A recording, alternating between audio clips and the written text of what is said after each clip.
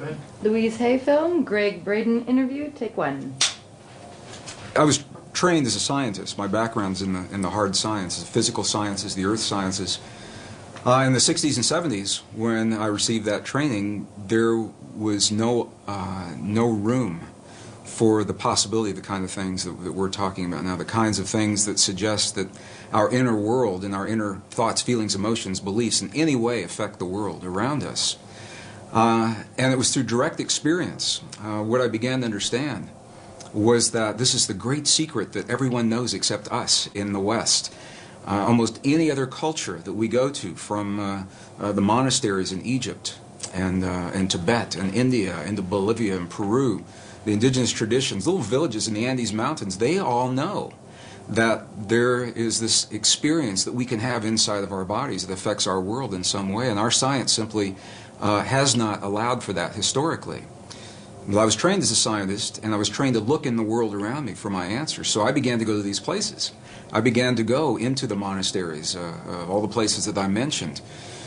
And it was through the direct experience of sitting in the presence of people who have lived and practiced the kinds of traditions that Louise Hay and the other authors I'm so blessed to be sharing the stage and this information with, that they teach about. And what we begin to understand is that this is the place where science got it wrong. There are two places, two assumptions that science has made, modern science. And they're coming full circle and correcting that now. But the first one is that the space that we believe is empty is not really so empty. It's full of a living essence, of a living material that we're only beginning to understand, number one. And number two, the fact, and it is a fact now, that we may have experiences inside of our bodies that influence the world beyond our bodies through the conduit of what's in this space. So it was in going into the monasteries and the nunneries and speaking with the indigenous people, looking at them eye to eye, heart to heart, God to God, and I could say to these people, when you just performed that miracle, when you just performed that miraculous healing, what is it that you did inside of your body to make that happen? And if I didn't understand what they told me, I'd ask them again and again and again through the translators until I understood that they were creating an experience, producing an effect inside of their bodies that my science never told me was possible or existed. And that was the path that led me. I just want to emphasize, science is good. And I believe our science is good and served us well. It simply is incomplete. And so it was that path that allowed me to flesh out the missing pieces that we're only beginning to understand today, marrying the best science of our time with the wisdom, 5,000 years of wisdom of our past, into a greater understanding. And that understanding brings us right back to the question. That's a long answer to a short question. But it brings us back to where we're only now beginning to understand that there is something that we can do in our lives that influence not only the physical body, ours and those of other people around us, but literally influence the physical reality of our world, and that changes everything. It changes everything that we in the West believe about ourselves. So as a scientist, I've also come to understand this is a very different way for many people to think about themselves and their world. And I've found that there's a learning curve that our audiences and our friends and families and coworkers in my career at the Water Fountain, this is not something that people typically talk about in a technical organization. They don't wake up in the morning and say, what kinds of feelings, what kinds of dreams, what kinds of healings did you have over the weekend? And they're talking about who won the football game and who won the lotteries. But this is where it brings us, the relevance in our lives, because we all are having experiences every day.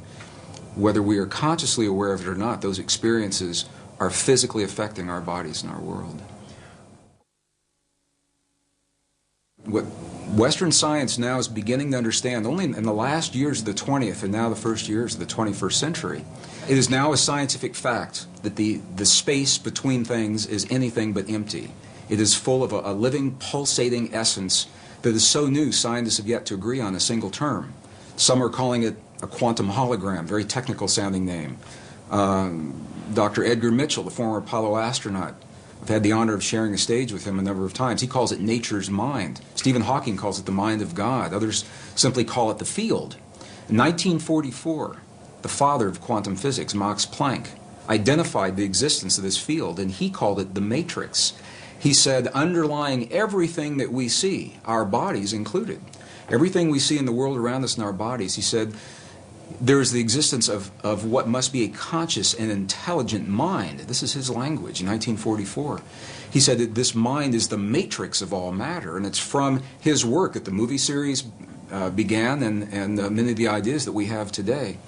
So what we know is this, is that we have the opportunity to influence that field in ways now that we're only beginning to understand. It's done through the human heart. It's not a thinking process. Thoughts are important. But the ancients made a distinction between thoughts and feelings and emotions. And it's the feelings that are centered in our heart, what are called coherent, heart-based emotions. We know that when we feel a feeling of love, compassion, understanding, forgiveness, when we change the self-esteem, that there is an effect from that it changes the electrical and the magnetic fields in our heart, and that those fields literally change the stuff that our world is made of around our bodies. Our hearts are the strongest magnetic field in our bodies, and our hearts are the strongest electrical field in our bodies, much more so than the brain. While the brain does create those kinds of fields, the heart is many times stronger. And what the science now is showing is that when you can change the field that the atom is in, you change the atom. And we're made of those atoms. So when we have feelings in our hearts, we're changing the field that connects the stuff everything is made of. And we literally are altering our physical reality in ways that sound miraculous in Western science. But again, this is the great secret everyone knows except us, because Western science has only arrived at this understanding. You go to these ancient and indigenous traditions and cultures, it's where they begin. They begin with the understanding, sure, everything's connected, and sure, we're part of it.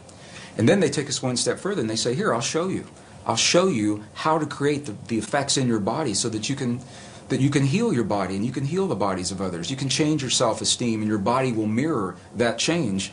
It doesn't have to be a long, slow, drawn-out process. It can happen very, very quickly. It can happen in a matter of minutes. We have video documentation from medicineless hospitals in Beijing, China, for example, where they understand these practices and they've employed them for several thousand years. And we can look into the body of a living woman with a cancerous tumor that Western science says is inoperable. And then we can watch as three practitioners that understand the language of human emotion. They create the feeling in their bodies. They're not looking at that tumor as an illness. They see that woman as whole, healthy, vital, completely enabled, fully capacitated. And as they feel that feeling strongly among themselves, her physical body mirrors that. And we can see it through sonograms. We can see that tumor disappear in less than 3 minutes. And that's how quickly reality can change. And this is where the disconnect comes in with Western science. Because I've shared this information with scientists and medical doctors all over the world, and they say, wow, that's a miracle. We're going to have to come back and study this, and we will as soon as we find a cure for cancer, or as soon as we find the cure to cure on a mechanical level, what they see as a mechanical process. And what we now know is our physical body is the outpicturing, is the mirror of something that is not so physical. And this is where science now is only arriving. The three practitioners in the medicineless hospital in Beijing did not judge that cancerous tumor. They didn't judge it right, wrong, good, or bad. They said it's a quantum possibility, and there are many possibilities. Of course, this is just one. They said, now we're going to choose another one. But this is a subtle and very, very different way of looking at things, because they acknowledge what is and invite a new possibility rather than having a charge on what is there and feeling that somehow we have to manipulate or cut out, in the case of a tumor, or change, hammer the physical reality into submission. What they're doing is acknowledging that moment, that example, and they're changing it on the level of what we would call the quantum blueprint.